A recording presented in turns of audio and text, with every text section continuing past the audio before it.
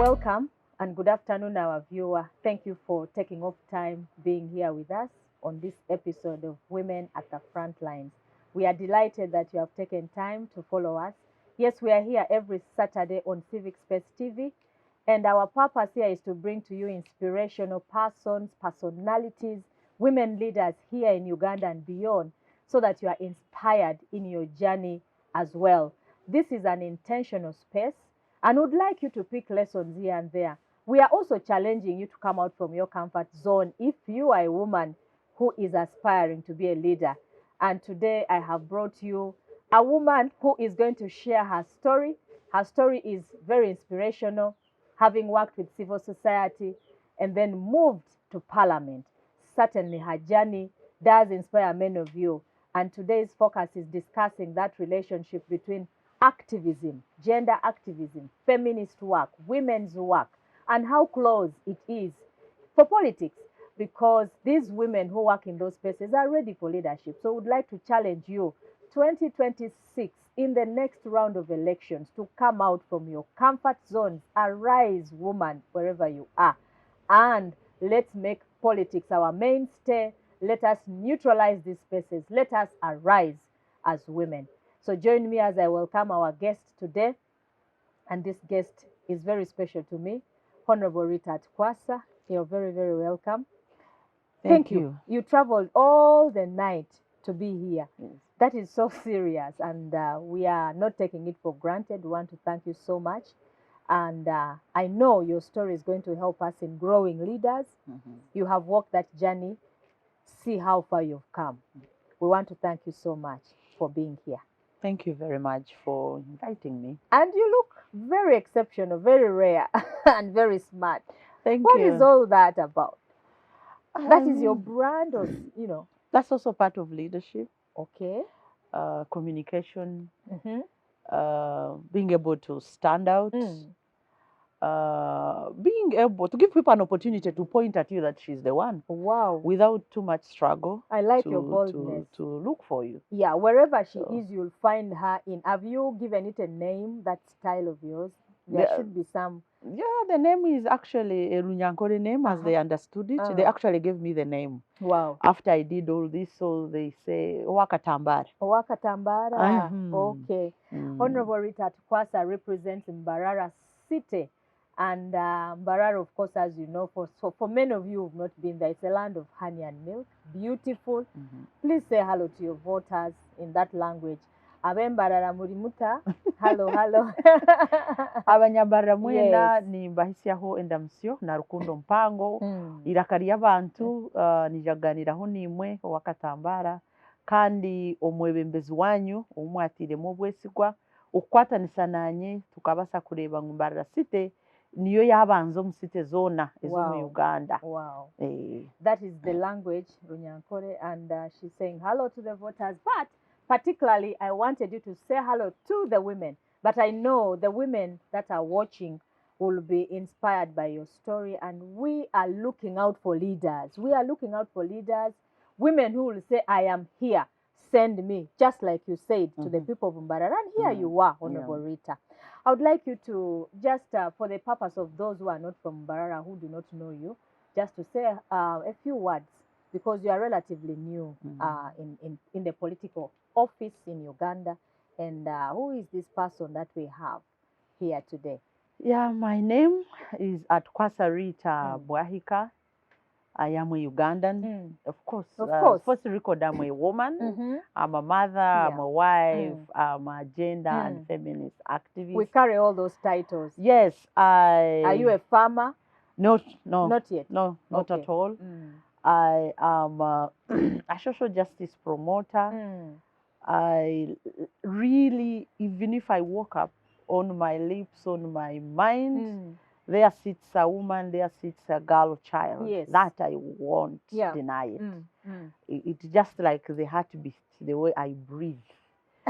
Instantly, I just find it coming out. But I think I've... So in the social justice agenda, you specialize in the girl child, on women. Women and girl child. Agenda. Very, very much Very, to very promote, important. to achieve gender equality, so that we completely remove or minimize the differential preferences between women and men that actually put women and girls at a disadvantage. Wow.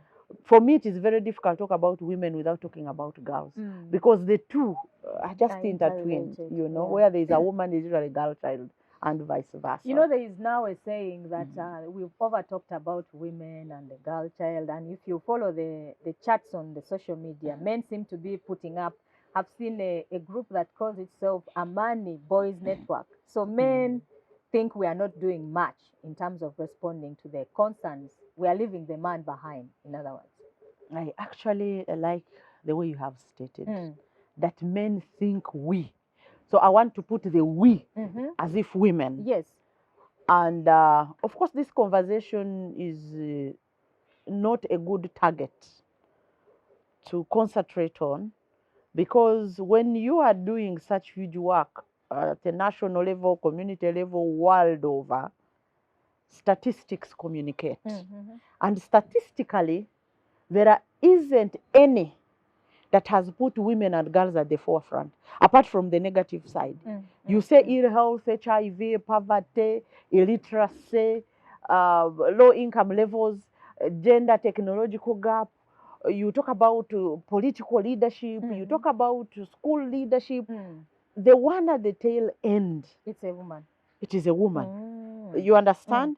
So whereas I do appreciate that in fighting the cause, we or no one intentionally wants to deprive the men. Because the fight for gender equality is not about saying deprive men and let the girls have. No. It is saying, can they have equal opportunities in everything? So when they say we, that's where I do not agree. Whose responsibility is it? Why do they push it to a woman? Yes. You know, you women, let them say we want more effort as well on the boy child, because some aspects we also see it. You understand? But when they say we, I don't know who are they meaning. The women. They remove themselves from the equation, and as always, society wanting to blame women for everything. They say you have left behind the boy child. A mother. We are the mothers, right? And they forget it's a policy matter. You understand? And then they say you, we. They should be part of the equation to say that can we still work together? Can we still work together is the question, Honourable Atukwasa. And of course, as the Member of Parliament now in the Legislative Assembly, the public needs to know that without women, the country, the world can never achieve the Sustainable Development Goals, all the aspects of life that we are talking about. And that's why we are here with you to try to ensure that we bring out more women. Because we look at affirmative action as a policy now that is keeping us stagnant. And it's been said if we do not take intentional steps to bring more women, whereas the men are complaining that women have taken over, we want more women because the statistics seem to show 130 years we'll still be around talking about women's equality or increasing women in participation. So this discussion is very important. And the more we talk, as a communicator, you know, information must flow all the time. The more it goes out, the more people appreciate this discussion. So that is very important. Would like now to take you to your journey, because leadership is a journey and it has where it begins. Some leaders are born. The ones who are born usually have a lot of charisma. You know, you look at him or her and you're like, wow, this person is just, you know, an attractive person. You just love them for certain reasons. Others are, you know, learn. We are nurtured. It's possible to nurture great leaders. Others arise because of certain situations. You know, the Malala case, you remember the girl who just because of the education challenge in her country arose, and now she's a great international leader in that field. South Sudan here, somebody just came up. The situations birth leaders. So we are wondering, what kind of leader are you? Some people who are watching are wondering, am I a leader? Do I qualify as a leader? How did your leadership journey begin? Thank you very much. I wish the public had a choice to also give me feedback to say what kind of a leader am I? They will. According to all those situations. Yeah. But I think I combine things. I think I'm born a leader, but I've also been groomed. Yeah, because for you to rise to this level, I mean, you've gone through many hands. Many. Like they say, a community raises a child. So even when, charismatically, even when it is inborn, there are areas you must polish. Because for as long as I remember, I think my home was very instrumental. My mother, my father were very, very instrumental in nurturing leadership, and especially a voice. The voice I have today, I want to say it, I didn't get it later in life. I think I got it as in the family upbringing, because my mother used to be around women all the time. Our home. Don't ask me why, but you would find those who are running away, who are beaten, the children who are sick. She had so many godchildren. And then they are taking away your dress. I will never forget my Holy Communion dress. After taking my Holy Communion, it was so nice. Yes, my mother said when she came, she asked me, can we give this dress away? It was a hurtful thing, but I gave it away. But now I'm happy because I always remember that I gave away something. And of course, that level of leadership. And my father equally, very, very strong leader. And he used to push and give opportunity for you to feel challenged. And looking at that time, the situations that were in the community, who has electricity? At that time, we didn't have electricity at home. But the families, there was the first international school in Uganda, was in my village, across the Katatumba Academy, that used to bring students flying to go to school. Was very popular. Yes. You imagine those days? Children flying to go to school in Mbarara City right now, to school. And whites, Ugandans, Tanzanians, and they had electricity. So when it would be dark, whereas we would have an opportunity to have a lantern, it didn't come easy. So my father would be, as you grow up, we need that electricity here, So inspired telling us how they were engineers, but, showing you the way. And also when we used to get, for me, I went to a nursery school, and I think... At that time? Yes. I didn't go to nursery. I did. I wouldn't speak for my elder siblings, but for me and the ones that follow, 3 of them, we went to a nursery school. And when guests used to come, he would say, come and speak English. And I remember very vividly, you would just walk to the sitting room and greet. They ask you questions, you're speaking English, and you would be like, yes. That is where you'd be going. So you see the importance of a family setting. I tell you. Nurturing and allowing children to speak. Most people, when you get visitors, they say, children, go at the back. Go at the back. The adults are talking. But come, tell your stories, sing a song. And then that was also inspiring. And then also my father, breaking gender barriers. Especially my sisters used to milk. Because the elder brother, who I think when he would not be around, what was unheard of? That was unheard of. We used to ride bicycle. And riding At least milking is okay. Ride bicycle. And I remember him saying, I can't have girls and I don't have anyone to send because they can't ride. And I ride a bicycle. That man was a feminist. I think he was. Ride a bicycle. I tend to believe my father was a feminist as well. Yes. And it has an implication on how a girl grows. A bicycle. I was very young, by the way. My father died when I was 10. But you can imagine those 10 years were very, very instrumental for what my mother and my father put in me. So I'd ride the bicycle. And then there was also another controversial bit of it. When they were brewing local alcohol. So when you would have a lot of those things to sell, my father would sell them, but people would come and make them near our home to make a local brew. And guess what we would do? For a girl, you're in a dress, to step in that wood carved. They would jump in with the feet and then to make blue. For a girl to do that, people would protest in the village. And then you would say, If they don't want it, let them leave. I imagine the reason why they are protesting certain Yes, of course, they Yeah. imagine your menstrual period. Yes, they yes. imagine all those All things. those A things. girl Yeah. with her sexual reproductive organ and she's standing because they always think theirs is most prominent. Yeah. And when I grew up, I started to understand. I said, okay, my father already paved Gave me the way. space, yeah. Yes, because when I would ride a bicycle to go to Mbarara City in town, people would be looking at you. But I'm on my bicycle, You'd be an proudly going to attraction. visit an auntie. I have my sugar canes behind, or a jerry can of milk, Wow. or sugar canes, or a banana, a bunch of matoke. But they would always really comment. Wow. But it was also enjoyable.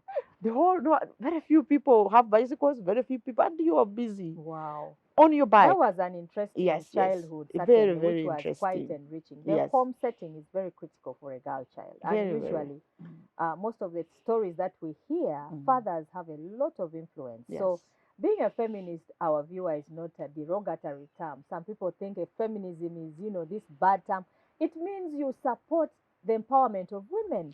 You'd like to bring out the best potential, like her father did. Yes, when I she was told a my child. one of my brothers at my swearing in ceremony, the women from the movement were there. And then he said he is for a girl child. Wow.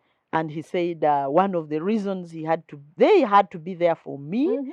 He said he understands how society tries to push down women aside. And marginalized. he actually said how people were ready to rip you apart Wow. and claim your victory. Wow. We had to fight.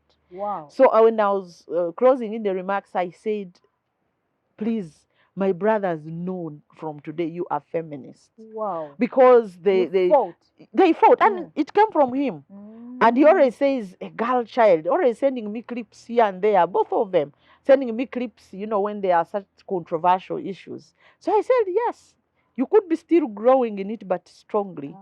You have that, Wow. You are blessed, and Yeah. you still have your parents still alive. No, they went a long time they ago. went long That's why I time. was saying by 10 years, I was no mother, no father, but their seed has strongly remained. Those 10 years were critical. Were very critical, and most especially about my self-esteem. Very, to grow up and you're important. To grow up and you have a contribution to make. To grow up, and I think for all of us, it was very key to help us to go through this orphanhood, to be certain people. So your mother and father went at the same time? More or less, very small. Okay, so how did that foundation help you journey through your leadership after school time and then also up to where you are? I think Did you take on other challenges after that in life? Not really. The critical challenge I took on was of being by yourself, partly. Of course, now you remain at home. And incidentally, I think when we were going to senior one, my elder brother, sisters were in a boarding school. But for reasons, some of them I chose to go to a day school. Honestly, it was my choice because my father had founded a school near home. So I had failed to get a place in Maryhill. And when I didn't, I boldly told my uncle, I don't want to go to a boarding school. And it was mainly because of violence in schools. Wow. My sisters used to tell stories of how they are teased, beaten, bullied.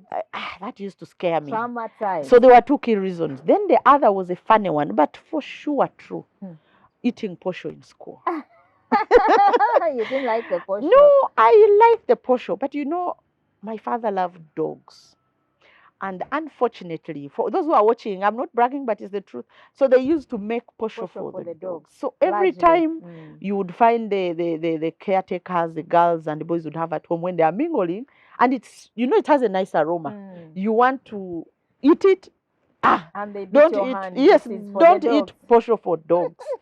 And I would really want to eat it, especially that lower. I think that people in the central and western region focus a lot on bananas. So sometimes they grow up not knowing that there are other sorts of foods. And then I remember when I was in P7 back, I visited my uncle and he cooks it. I told him, I'm Uncle, not no, eating posho. for dogs. Oh my God, he gave me a lecture. Food is general He about just told environment. me, you are spoiled, you can't say that. Uh-huh. But I also didn't understand Yeah, why you didn't he know. was scolding me. So Mm. the fear of teasing and beating me, Yeah. I really, if you beat me, I don't know what I can do. Yeah. And then that. So I Okay. ended up making a choice to go to a nearby school. Luckily that my father had found it. And Okay. I think I got the best. Wow. Yeah. Wow. Did you become a student leader at secondary university, or you went straight to university and then your leadership sprouted from after that? For sure, anyone who knows Rita, they are very proud of me. Wow. And especially in the campaign, it gave me an opportunity Wow. to get that feedback. I have always been a leader, even from primary. Yesterday, I passed at my primary school. They are Former nearby. school, yes. And then this headmaster, honestly, we haven't been close so much. And he came and said, our head girl. Wow. I said, so you know about it? He said, yes, I know you were a head girl here. And my areas used to be very clear, either timekeeper, to ring the bell, games captain, head girl. And then cleanliness. Yes, of course, I was always smart. Yeah. And then primary, I wasn't that smart, really be clean, because I was naughty. I am either in the dust or something. And more nasty in primary school, Monica, I don't think I'd ever finished a book. Wow. And you know how Yeah, teachers, preoccupied with oh so my much. God, playful was So always much yeah. on my, very bright but playful. Very this but playful. Ah. And I think, you know, when those days teachers want you to be in class. Being playful means sociability. Yes, but social. they take it to the negative, Yeah, makes yeah. noise in class. Those were always Leaders are sociable people. my certainly. comments that, you know, my father would come down and talk to me about. My mother, my handwriting wasn't good at all. And I think because of not being focused, for me, even the teacher is teaching, I would be thinking about ringing the bell and going to play. Wow. All those nice games. And then of course, I led in primary school and then secondary school because they were nearby each other. So it was very easy to carry it forward there. We want to encourage. You know. Yeah, because it looks like most of the leaders, those student leadership opportunities nurture many leaders. So it's good. It's good for our children to engage in that. It's a good exposure. Yeah. And me, I always encourage children to enjoy school if they can. Because I don't think there is any opportunity that you will enjoy other than being in school. Your mind is free. Maybe nowadays, because of violence, this one is rape, this you one. experience your best self when you're at school. The best. And that's why I always call upon the teachers. And the way they communicate those days, you as if you play, they can actually beat you for, they say the best thing you're good at is sports. But for me, I was lucky to balance, you know. So when I went into secondary school, I was the timekeeper. Wow. You know, with one of my other friends, and we used to share a bench in senior one. And then we roared the clock. My dear, we were given canes. You roar to fasten the time, and then the teacher is looking at his watch. You've rolled the wheels ahead, and you ring the bell, and the whole school has gone outside. Wow. Of course, you know. Of course, and you're perfect. You're a leader. You know, so then I You became certainly had a very I became a games captain, Yes. and then later head girl. You know, and all through. And then university, of course. University, I don't know why I took a bit of laid back, not so position. much, but I still participated. GCR, those positions. So all through this time, who was your father figure then? And the mother? Because then you still grew up and became a responsible citizen under guardianship? Yes, that's why I've told you the seed matters a lot. Wow. Father figure, really, I don't think I got. Mother figures, I got had so many strong women, a number of them. Wow. My auntie, my mother's sister, quickly came in. Oh my God, she was a senior nurse. She was actually a tutor of a nursing school. Oh, very, very powerful, straightforward, straight on point. Then my grandmother, my mother's anyway, two of my grandmothers, my mother's On your and my father's father's, side. Okay. very, Very. and with powerful words, and they were very close. Wow. And my father's friends and family were very Very instrumental. instrumental. And there was one thing clear that everyone will tell you about. Your parents have gone. Wow. But the only thing they ask of you is go to school. Go to school. So when you sleep, and my grandmother would say, if you don't go to school, they'll come back for you. So you adjust. And she would tell you the only thing You have I in ask life. is go to school. You had to redeem yourself. We are not asking of many things. So you wake up, School, whether you're your school. father's friend, whether your mother's friend, whether your relatives, the only thing your father Wow. asked for is that you must Wow. go to school. Wow. So for me, it would ring every day to try and make my grandmothers happy, to try and make my aunties happy. And of course, there was also my mother's friends that later, really, it's a collection of women. So that seed of women's work, the seed of social justice, was actually planted at home. So Yes. where do you pick it up from in terms of women's activism, women's work? What have you done in that field? We are very interested because that is the impact of your work, your life, your leadership journey that we also want to capture in this program. There was one girl who my mother was a godmother. Her name is Flora. She's still living, but she has challenges of mental illness. She was married near our place, and oh my God, the husband used to beat her. So when I was in S4, okay, but in senior 6 VAC, I went back home and I was teaching as assistant teacher at my former school, which was a good experience. So at that level grown, I managed to ask her the questions that were seated with me, having seen her all the time.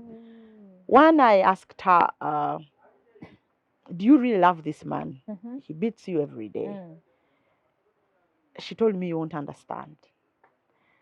As many women will Yes, tell she you. Told me you won't understand. Yeah. Then I asked a second question. So, because now I was grown up, I knew that couples have sex. So I asked her, Flora, do you have sex with this man? She told me again, you don't understand. I didn't leave her alone. It took quite many encounters, and I'm asking her. She looks at me. She pats me at the back. She says, you don't understand. So one day she told me, I actually don't. I don't love him anymore. She managed to break the silence. Yes. Then she told me, but I have no choice. I have to have sex with him.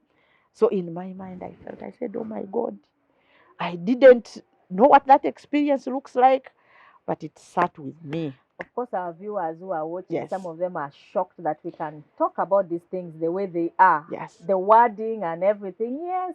You know, you have to address the concept.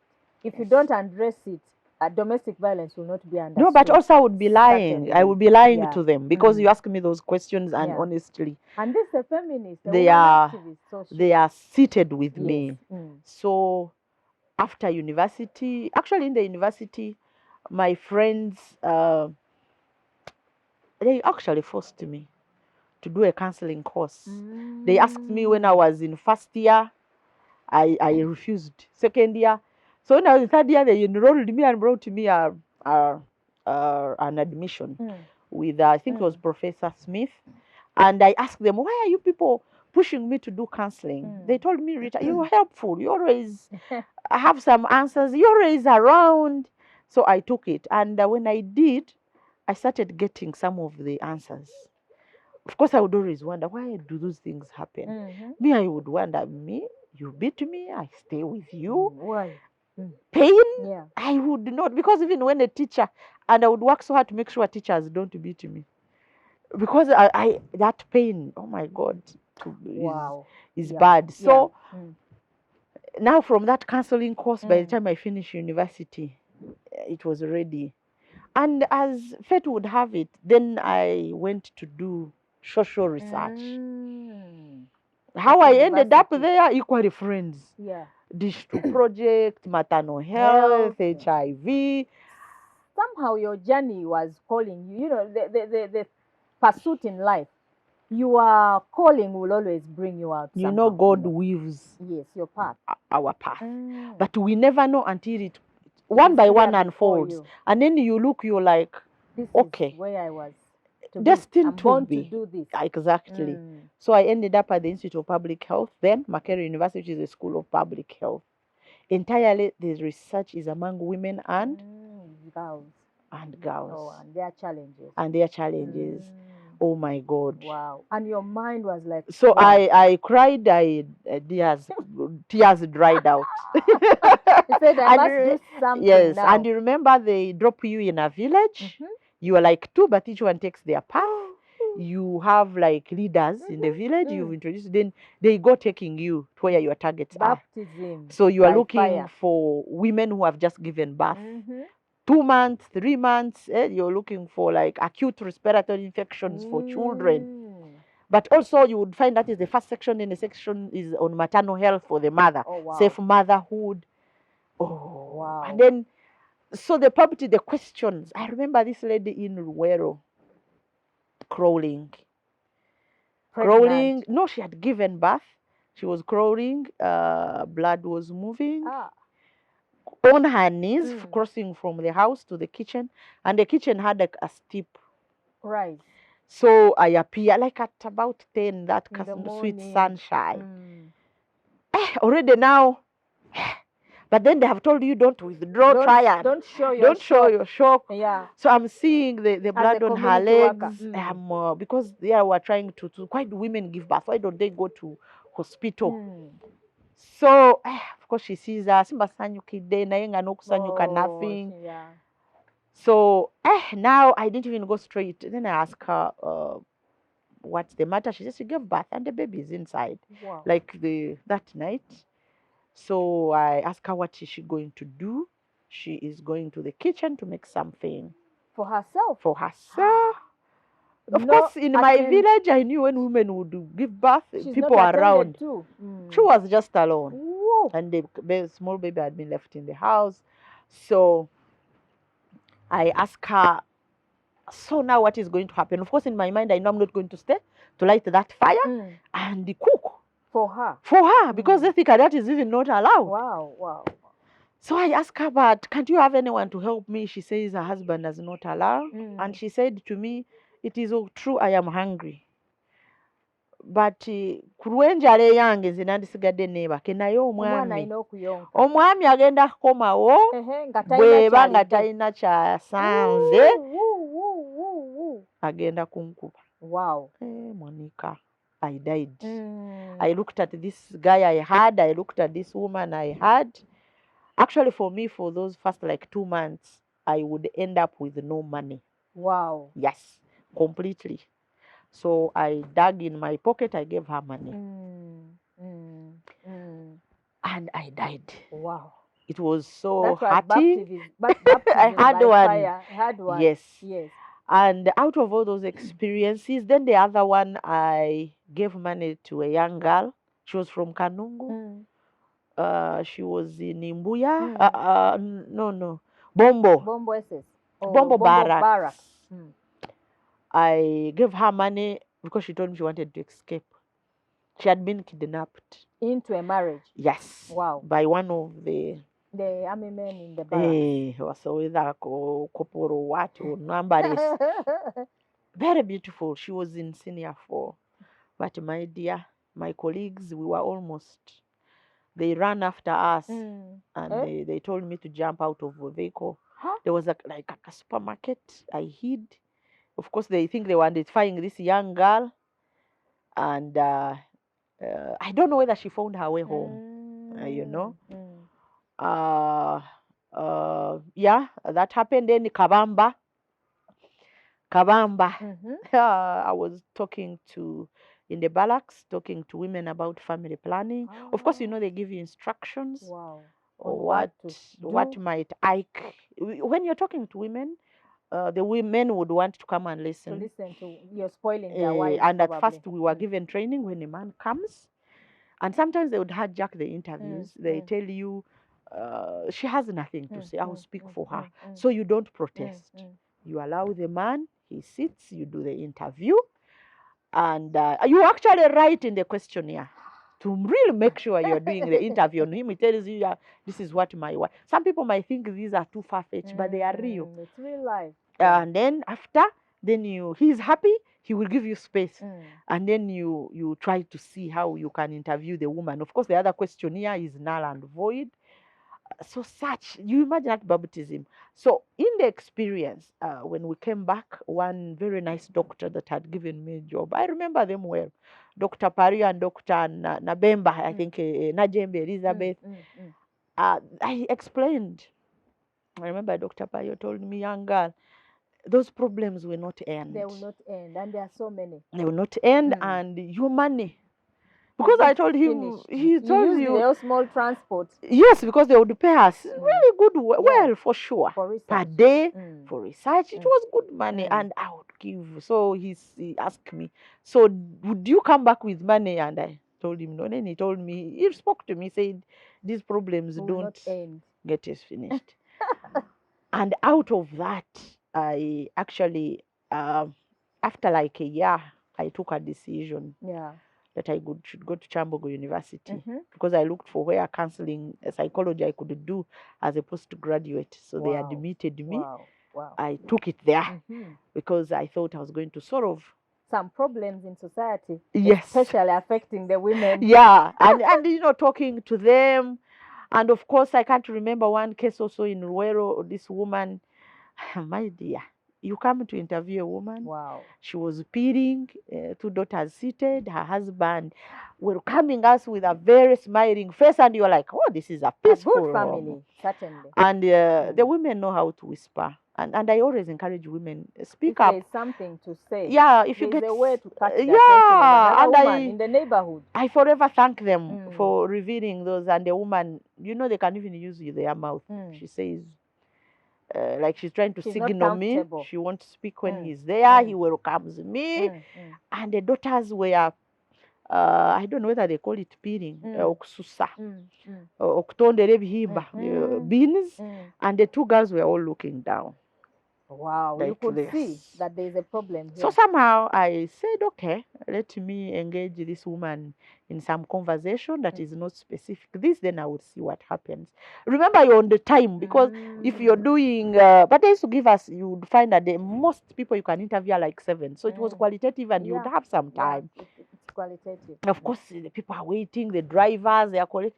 So she said, and then I asked her, who are those ones?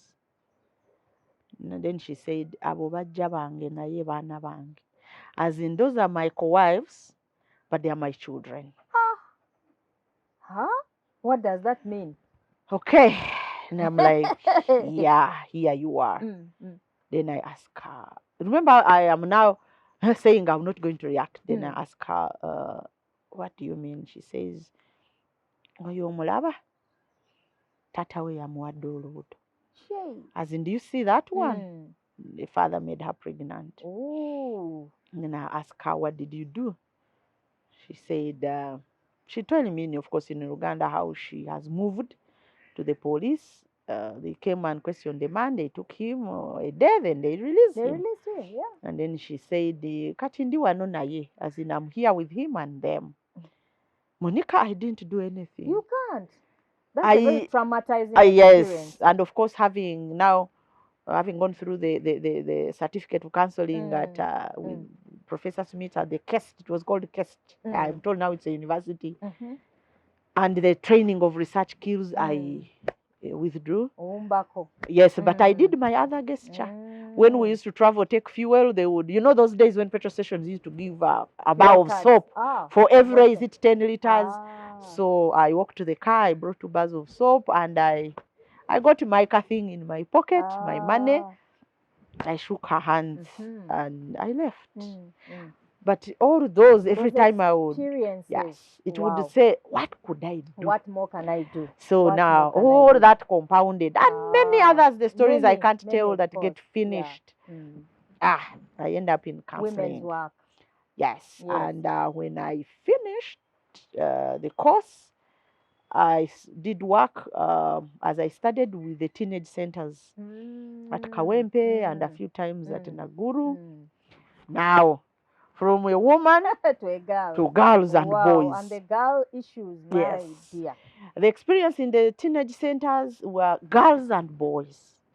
You know, boys with their questions about sexual dysfunctions. They think possibly they are not functioning because they are finding their bodies. Yes, are changing. And imagine you're this young girl, about 23, all and those. you have to counsel these young people. And then, I remember this mother who told me she wanted to bring her son for an examination to find out whether his manhood is normal. But I am grateful to God for giving me that Holy Spirit, getting that insight to find answers. So I said, okay, if that is her need, let me talk to a doctor. So I spoke to a doctor. So in the teenage centers, it's a variety of things. It is. Questions, they also have problems, STIs. Yes. And what is funny, STIs, a girl would tell you, I am sick, and for sure I've never had sex. I can't even tell my parents. Because, you know, when children get STIs, everyone is thinking they had sex. Yeah. And yet it is not true. It could be maybe they contracted it on especially now, toilet seat. That's why in my advocacy I also include public health and safety for women in markets, in public spaces. You know. So those now you see how my skin is getting harder for women issues. Women's work. Because your heart is already hardened. You know, for girls, for you know. So I do that. Now from teenage centers, my dear Monica, I go to HIV/AIDS field. Oh, baptism by at fire. Kamocha Christian Caring Community. Now that takes all your emotional stability. Yes, but because I was trained, I would really know where to stop. Wow. But there is this one case, whether you like it or not, that will you will even sleep with it, wake up with it. Up to now, I even pray for my patients who died. I pray for them. You feel like you Kamocha Christian Caring Community. Of course, as women's work, really, we go through a lot of emotional trauma because you experience real life. Traumatizing situations. Yes, you and do. You have to find solutions. Yes. So in my life, friends have been very instrumental. And I think our parents taught us that. Even when they were gone, friends. And there's my uncle, my mother's sister, when at the university. I asked him a question once. I said, but uncle, tell me, I want to know. What made all of you come out strongly to support us and make sure, whether emotionally, psychologically, come home, visit us? She said, I don't want you to take it for granted that because we were relatives or you are brother and sisters to your mother, that was the main reason. He said, we were friends. I don't know whether he remembers that. He said, we were friends. And then he told me a story. That for another day, how my mother met my father and how he was in the middle of it. So, friends, for me, friends have given me jobs, and you're one of them. You remember, I went to Whopper partly and they cite me because I think I'm a nice person. I do the best. They cite me for all the jobs I've done. I did, and I saw you in civil society. I said, this is the woman who can take forward and this for agenda. me, I'm a positive. When somebody touches me, I'm forever grateful. So finally, maybe now you hear it from me. Friends, for all the jobs I've got, a friend tells me, Rita, go there. You will suit there. So all my friends, I thank them for knowing me and for also helping me to know myself much more. You know, there is the self-awareness doesn't end. They open doors. They open you up. Yes. So even to go to Kamocha Christian Caring Community. It was a friend who took So the advert in the newspaper. I think like 3 of them called me. They said, oh, Rita, you fit very well. You fit very well here. Oh my God. I went for it. I went for it. Then my dear, anyway, I'm writing a book. I hope one day it will come out. Because the God's graces are so abundant and also people are nice. Usually when I hear people saying, Ugandans are not good people, no. And you who is not good. But also the mistake is, when somebody is good to you and they make a mistake and they wrong you, you take that permanently. You have to forgive. And you forget all the good things they have done for you. you know, which is not fair. Wow. So for me, I will go through the process to put that aside and take the positive. Wow. You understand? Because Wow. we are human beings, Monica. We are. There is no way you can live and without stepping on people's toes. But we all make mistakes. You make a decision, sometimes you think it is the right one, but maybe it wasn't. Affecting another person. You know, so they have opened up. So I get that job. Yeah, there's a good friend. How long did you work at Christian Caring Community? I think so far the longest. So long. Yes, about then 8 or 9 years. Then I moved to Uganda Women Parliament. 2, 3 years. Then I went to the Institute of Social Transformation. You were actually among the founders. Yes. Founding something. Yes. Right. And then because it's very recent when that organization started. Yes, and it started when I was seeing it. One of my friends now, she lives in Italy. She used to come to my house, stay here, and then they would go for meetings with Dr. Thelma, Dr. Gloria. So by the time I entered training for transformation, a very good course that I did in South Africa that gave me strengthened more. Wow. And actually at that time in Kamocha, after I did counseling, I thought counseling would have been my career path. But I started seeing I was not solving problems. At Old Kira Road, police. And you were in the right community, the ghetto community, and so many issues there. Yes, it was low-resourced and slum areas. Kamocha, Lunguja Chitunzi, Makerere Chivlo. Monica had never stepped in a slum in my entire life. Wow. So you were... And the schools have to up. Imagine at Makerere, for me, I studied the slum on paper. With those professors, I know each by name. I actually met one in Mbarara this weekend when we had a function. You study slum on paper. But I had never, you are now working for the 3 years in Makerere, I had never stepped in Katanga. So I get a job, it is in Kamocha. By the time we finished the orientation, 3 days, I was already seeing myself going. I was ready to leave. I would reach home, I don't eat. And that time, Kamocha was bad. The flying toilets, you know them? HIV patients would be bedridden in their houses. They are using basins. Uganda has done a lot. And sometimes people don't see that. I have got an opportunity to work across the line. The highest and the lowest. The deepest. Those, the marginalized majorities that you do not see. And on the markets. Of course, certainly has strengthened your resilience. Yes, it has given me experience.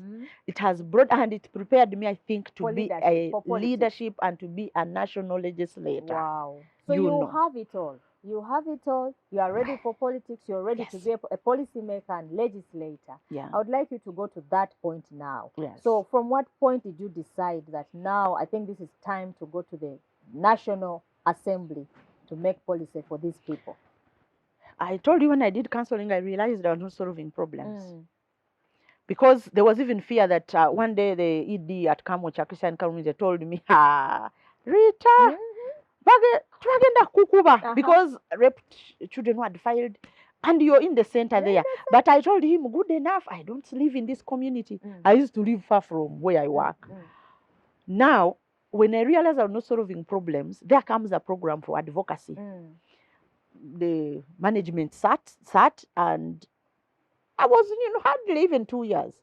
They are looking for somebody to manage that program. Wow. Which was a very nice environment to work. And then they come one morning that the management has made a decision. And they have decided this program, and Atukwasa Rita is going to coordinate it. I was like, so just God giving you. I was like, is it true? Yeah. But they had named me Matembe in there. That's how they used to call me. Wow. Because when I joined the institution, you know how people don't become nice. Somebody tried to bully me. You put them to their place. Yes, it was tea time. I touched this cup. She says, this is for somebody. I touched this. She says, this is. So I said, I asked her, okay, so where is my cup? The institution knows I am here. And I am part of those who take tea. Of course, she's my friend. And then she looked at me. I said, for that matter, if I have no cup, I am taking this one. So when we had the Baraza Day, I said there are things you need to change to allow us to blend through, please. So I think everyone was fascinated. I am new. I could stand for myself because I shared the experience the way it Those happened. are traits of leaders. And everyone was Being stunned. able to stand and speak out and that day, challenge your, everybody actually knew issues. my name. Ah. So advocacy comes, I take it up. And that's how we met. Yes, that's how we met. We started working on the Domestic Violence Act. And many With other the laws. said of Yes. Putina Musuyas from zero. As advocate. From zero. I love that. Gender one. legislative. You're actually drafting. So I've got that experience. So I ended up. Wow. Now when they started framing me that, I said, that is good. That's the right place I want to be. So since 2006, I have been working at it. Working at it. So round about, I think, 2012, 2013, of course, one of my mentors, Dr. Thelma, we discussed it a little bit. And she said, yeah, don't worry. Maybe this whole experience, it's good for you. By the time you get there, you'll know what to do best. Yeah. So people who saw me pop up, they thought I'd popped up. But to be honest, I hadn't. Yes, I had been working at it. Skeletons in the backyard. To the extent when you're spiritual in 2018, I think it was finishing me. I felt I can't take it anymore. Let me step out. I would reach my office. I feel like I don't fit in. I feel like I want to turn everything upside down and go. It was too much, and I would also discuss it with my family, and the questions. I know, you see, my daughter is here watching me on the show, and then they would tell me, "But mommy, you have a good job, but why do you want to leave politics is not good. It's dirty." So I went to a priest. I went to Ukarango. Wow, for how many days? Very early, at 6 a.m. because I felt I had lost myself. You needed so I go for prayers. A good friend also took me there to see the priest there. Very early. By the time you get to Bukaron, like 6:30, you've risen up early. And you've fasted. So I go in. I told him I am here because I need spiritual guidance. This is what's happening to me. In me, I want to go to Parliament. I can't take it anymore. When I reach office, I feel like I'm going to throw everything away. Wow. And go. So I want you to meditate, pray with me, and maybe. So we did that. I knelt down, we prayed. And he said to me, he looked at me and smiled. He actually said to me, interestingly, actually, when you contest, you will go through. Wow. And he again, let's pray. He prayed again. He said, yeah, you are ready. Wow. And then he told me, you need to pray. Pray that he told me, to go in the campaign. You need resources. So he told me, start working at it, but pray for God's guidance, that he gives you financial breakthrough. As plain as it is. I went. He told me, go to the bookshop, buy some prayer books. Wow. That was good. And I went, I looked in my bag, I had in like 100K. I said, okay, if the prayer book is expensive, maybe it is 30K. To reach there, the prayer book was 500 shillings. 1,000? You mean shillings. 500 shillings. Bitano. I don't know how you call it in your language. Shillings bitano. I bought it. I am Rita and Saint Rita. And Mother Mary, I was born on that day in the Catholic Church when he ascended. So I've grown up feeling I'm strong, I'm special. Looking at all those people I was named after because I am Mary Rita. So I said, these are powerful women. And I would feel it. My destiny is powerful as well. So I went, started on the journey. But he told me, I cannot tell you when. Be ready. He told me, I cannot tell you when. When all that breakthrough is gone, he told me, go back to your work. Continue serving diligently. When it will happen, it will happen. I don't know, but I am telling you, be ready. Gonna happen. Wow.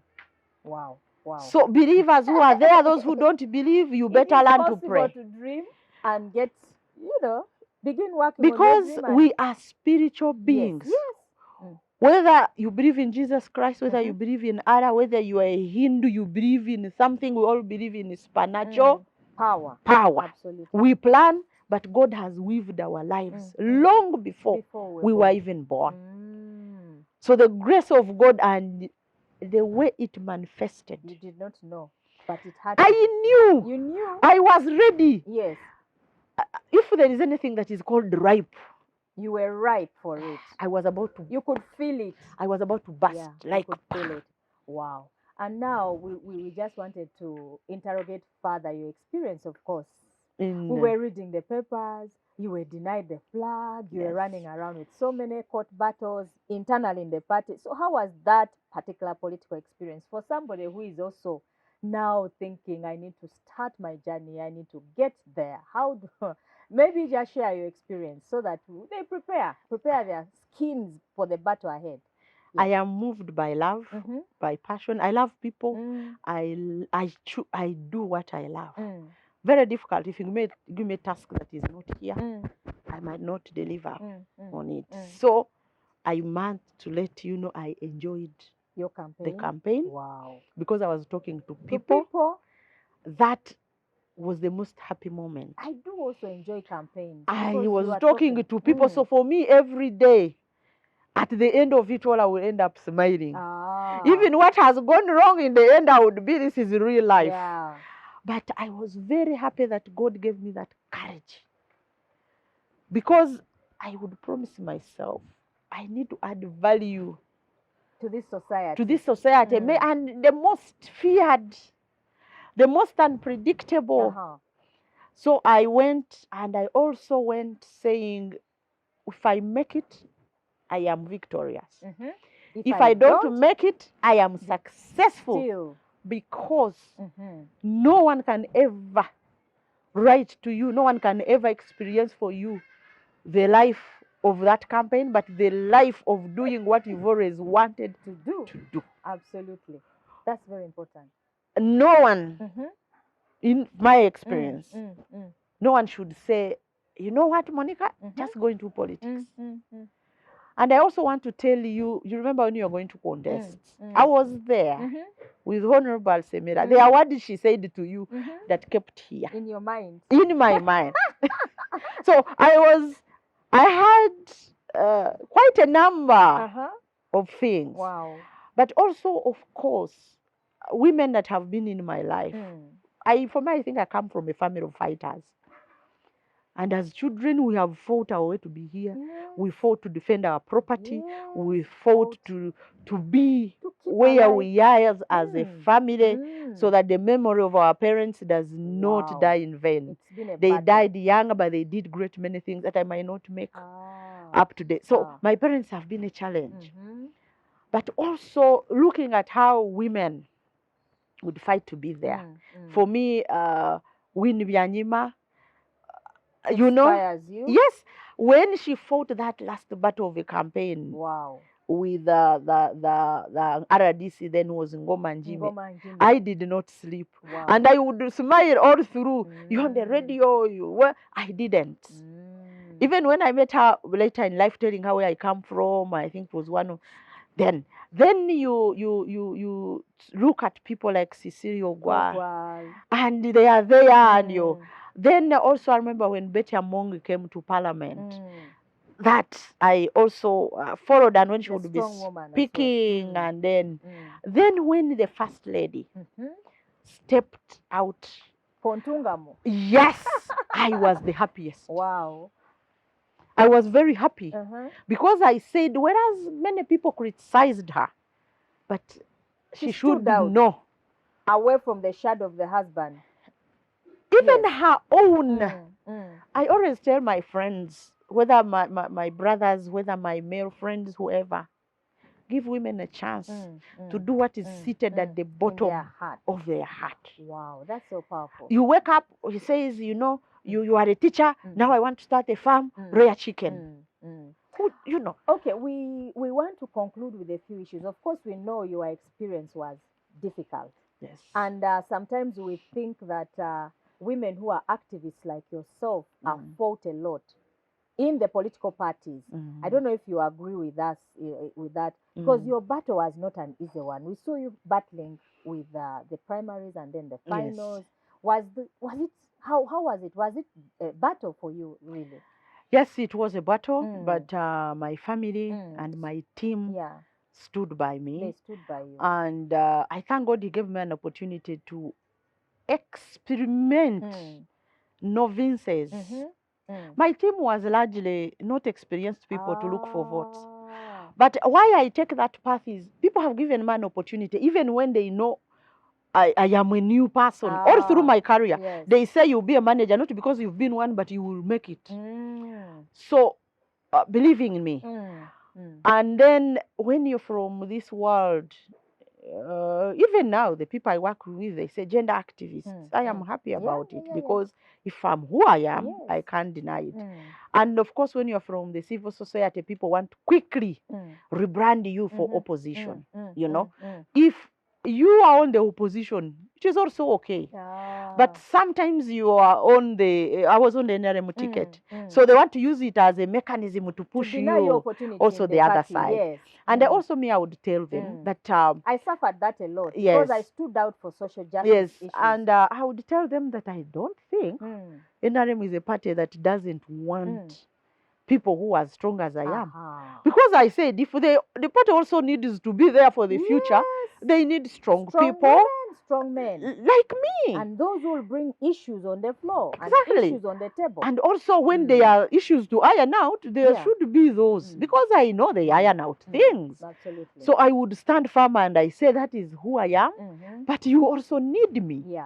But of course you also know how things happen. And especially they tried to write about me, but for me I said, keep your eyes on the ball. Focused on the goal. And I believed in two things. I said those who know me will stand for me. Ah. Those who don't know, when I win, they will know what I stand for. Absolutely. So not to be drilled. And my mentor, Dr. Thema, tells me, don't sweat small stuff. No. Sweat big stuff. Don't. I think they don't sweat small stuff. Keep focused. Eyes on the goal. Eyes on the goal. Wow. But also, it is tough. It is tough. It is tough. But also, one of my brothers would tell me, remember, you're the principal. Of the family. Principal, no, of the cause. The constituency. Of the cause. Actually, yes. He would say, okay, Rita, you are the principal. You know, when I would feel like, oh, you've slept at 3 a.m. Wow. And tomorrow morning. Tomorrow morning at 6:15, you have to be on the radio. Okay, so what motivates you to keep going? I love what I do. And I love to add value. To add value to society. For me, to make a difference, they don't have to be thousands of people. But even one person can make is the difference. very important to me. Absolutely. If I make a difference in that one person, if you make a difference in the life of even one I am person, very happy. That's very important. You will criticize me, what I didn't do, but me. I have touched the life of one person and they are happy. I have added value. I have saved so what do you have in stock for the people of Mbarara City? For the people of Mbarara City, I listen. The women they want educative programs, leadership, family, making money, very key. Making money, very, very key. And skilling for young people. Because I have to add both. Then voice. Their voice representation and power, so that they can also see that on me and the young girls. I want to impact them, and already people give me feedback. My colleagues, their children, their wives, they already give me feedback that they give me, and I've given you as well. Yes, they give me feedback. So the journey has been expounded. I was already mentoring many young girls. So if you're there and you think I inspire, get me your phone number. Can you emphasize that Yes. point? Because you see, women in the women's movement, activists, are ready for leadership like yourself, but they are not coming out. They are in their comfort zones. They are hiding under the tables. They say leadership is for some other people. Can you challenge them that this is doable? For me, and we need if to get there. you're out there and you want to break the fear, please come. I will support you. I will support you very, very much. And I know I had insomnia for 4 days. Why? Yeah, because have you ever fear. prayed for something and it is here? And the fear. And now, but I always want to go when I'm prepared. When I am prepared, you will face me. So 4 days, I said, okay, Rita, this is it. Looking deep in my gut. Within you, yes. It comes from say, yes, people think here, no. No wonder even when someone hurts you as a woman, the pain is here, it's not felt here. Yeah. And then, and you need to just, wow. and the moment it, you are ready. You are ready. So for the young women, for the girls, for the boys, wow. If there's something you want to face, it may be leadership, it could be somebody even who is abusing you. Get my number, send me a message. Absolutely. But also for my civil society friends, please, I'm here. The schedule is tight, but I'm available. We will work together. Wow. I will do the best I can. But remember, I am not an angel. Yeah, people want to have mistakes. Integrity. Giving the best for work. Yes. For sure. Yes. But I also don't take up things unchallenged. Yes. You stand up for what is right. For what is right. For justice. So sometimes when you tell me to do things that way and I feel I will not do it. Yes. Because it doesn't represent you. Yeah. So it's all that you take in, but you also synthesize and then come up. Okay. Just one message for the young people who are listening, who are watching, rather, especially those who would like to walk the journey we are walking in. Leaders we are nurturing. One thing that you can tell for the them. leaders, I'm a believer. Pray to God to give you that strength and to tell you when what to do. It will come. Number 2, speak to people. Wow. There is a syndrome you think you can do it on your own. No. Consult whoever. Me, I don't care whether you like me or you don't like me. I will come to you. Wow. And usually people give you tips. And when all this is done, try and mend. For me, there are people who didn't support me and outrightly. But now we are friends. And they gave me some of the very first advices. Like one told me, Rita, I want you to be ready. Wow. That maybe some people who supported last time may not actually be the ones at the forefront next time when you're contesting. Wow. Don't carry too much grudge. It kills you. It kills you, certainly. It kills you. Speak to people. Don't carry people as you go to bed. No. Wow. So you must have that hard skin, forgive, get over it, move forward. That's what I can say. You have done so well, Honorable. Thank you so much. Certainly your interview will reach far and wide, especially to the people that we shall be speaking to and talking to walk these same journeys of leadership wherever they are. I must say I'm so delighted and very grateful that you're able to come. Thank you for sharing a piece of your life with the people that will be watching this video. I would like to thank you on behalf of Honorable and myself who've been here. Thank you for connecting. Thank you for watching us. And would like you to continue following this program, especially if you're this kind of person in our calling of life, of leadership, and learn, of course, to speak. Honorable just said, speak to people. We are here for you to speak to. Follow us on our social media handles, inbox us. We have a journey to move together as leaders, and we'd like to see you shine, arise wherever you are. We have been here at Civic Space TV, and thank you for connecting. We'll catch you next time, and don't forget to continue with this discussion and reach out to any of us who has been on this program on this journey that would like you to start. Thank you so much. God bless you.